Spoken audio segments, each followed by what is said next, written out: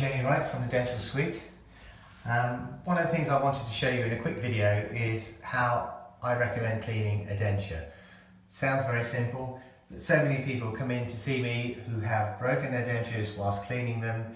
They've been brushing them in the kitchen or in the bathroom, they've dropped them on the floor and they're snapped in half. So quite simply, first thing I would do is fill the sink with some water, lay a face cloth, and now if I'm cleaning my denture and I happen to drop it whilst cleaning it, it just lands on the water, no damage done. What would I use to clean? I would just recommend some warm liquid soap and some warm water. You can use a denture cream, it's obviously a lot more expensive. I wouldn't recommend toothpaste really because it's an abrasive.